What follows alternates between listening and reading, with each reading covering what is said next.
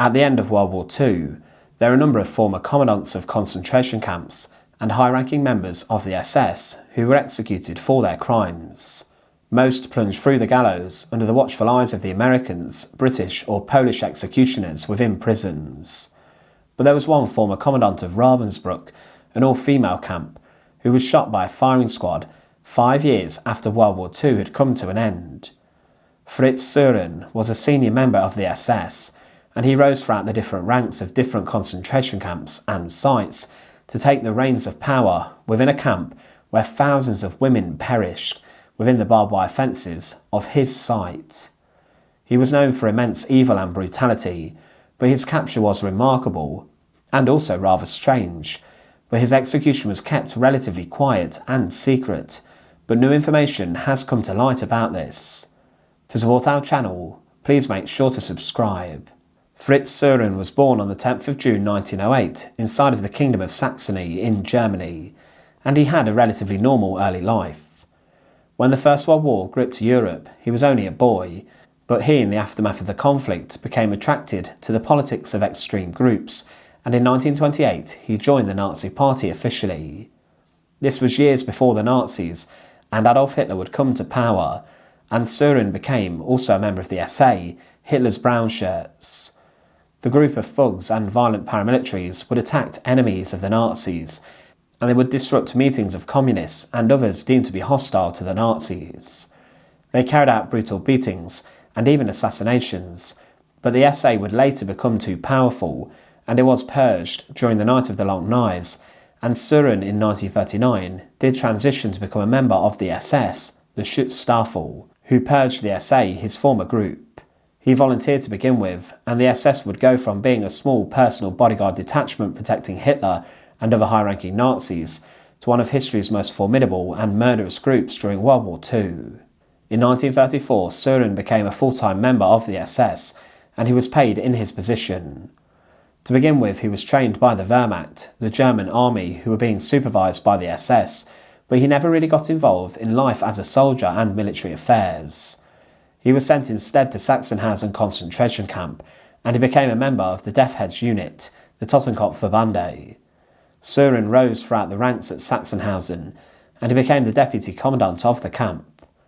It was within the site where tens of thousands of people were executed, and the camp was fitted with a gas chamber and an area for medical experimentation.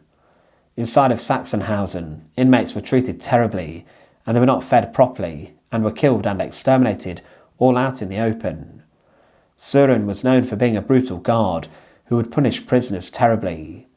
The punishments at the site were ruthless, and prisoners would be publicly hanged for infringements of the rules in front of thousands of other assembled inmates to strike fear into their hearts.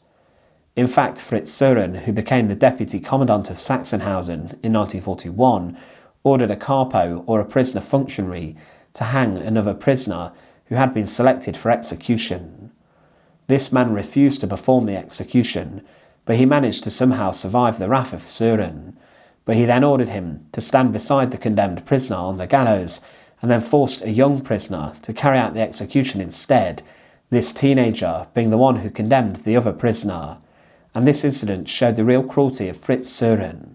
But within the SS, men who showed such brutality were selected for promotion and were seen as possible leaders of other sites and concentration camps. Suhren was no exception to the rule, and he was then made the commandant of the women's camp of Ravensbrück. This was an all-female concentration camp close to Berlin that had opened years before, and within there it's believed that between 30,000 to 90,000 inmates were killed. One former inmate of Ravensbrück stated that, "They didn't shoot the women. We were to die of misery, hunger and exhaustion." When we arrived at Ravensbrück, it was the worst. The first thing I saw was a cart with all the dead piled on it, their arms and legs hanging out, and their mouths and eyes wide open. They reduced us to nothing. We didn't even feel like we had the value of cattle. You worked and you died.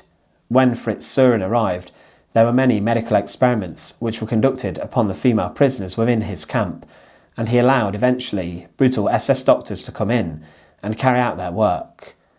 Now his policy inside of Ravensbrück was ruthless and brutal, and he instigated a rough extermination through labour process, where women prisoners were fed very little and were worked so hard that they died from the labour they were forced to conduct.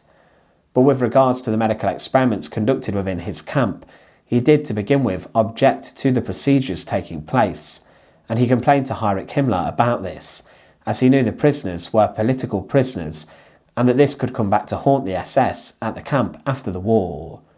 But he was told to allow Himmler's own doctor Karl Gebhardt to be provided with a group of female prisoners regularly to then be experimented upon. Suhren himself even witnessed some of the experiments, such as watching women being exposed to high levels of radiation through X-ray so they could then be made sterile. His reign of terror over Ravensbrück continued until the end of the Second World War, and in 1945 he began to evacuate the camp. There were in January 1945 45,000 female prisoners and roughly 5,000 male prisoners who had been moved to the camp, and Suhren's leadership ordered all physically capable women to march towards northern Mecklenburg, sending 24,500 people on a death march. But he knew he would be a wanted man, and he knew the SS were beginning to be hunted by the Allies. Fritz Suhren, with the Allies a few miles from Ravensbrück, took a female prisoner, Odette Samson, an SOE-trained spy, with him. He thought she was Winston Churchill's niece, and he thought that handing her over to the Allies would save his life. She had in fact been told to use the name Churchill in the camps, as they thought it would save her life. But when Suhren arrived, he was immediately arrested and was taken into custody. But in 1946, Suhren and another captured Nazi, Hans Pflaum, managed to escape from prison, and they fled to Bavaria, and because of this they then skipped the Hamburg-Ravensbrück trials, which were being held at the time for those former guards. But they were in 1949, years later, recaptured by American soldiers, and they were then extradited to the French occupation zone. Much was known about Fritz Suhren's time in control of Ravensbrück, and with this he was brought to a French military court and tried for his crimes during World War II. The jury was made up of government officials from France, Holland and Luxembourg, and the court heard much information about his crimes. Many former prisoners of Ravensbrück were brought in to testify against Fritz Suhren, the former commandant, and he was sentenced to death for war crimes and crimes against humanity. He tried to appeal against his death sentence, but on the 12th of June 1950, he was taken out of his prison cell in Baden-Baden, and he was taken into a firing range. Stood ready for him was a collection of French soldiers, the firing squad who would take the life of the former commandant. He was led into the firing range, and accompanying him was a priest who heard final words and provided him with spiritual counsel in his last moments. Suhren was taken to a stake and was tied to it, and then a blindfold was placed over his eyes so he could not see his final moments. The priest stepped to the side, and the executioners then raised their rifles, and they were directed to shoot at the former commandant of Ravensbrück, and they did so with poise and success. Fritz Suhren was immediately killed, and his execution was one of the final commandants of the Second World War of the concentration camps who was brought to justice. There were many brutal and evil men like Fritz Suhren inside of the SS during World War II, and they rose to senior positions within the concentration camps for their actions, which involved executing and exterminating thousands of people.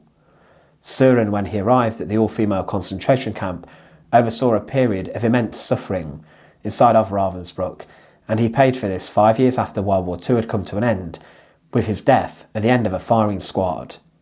Thanks for watching. To support our channel, please make sure to subscribe, and once again, thank you so much for watching.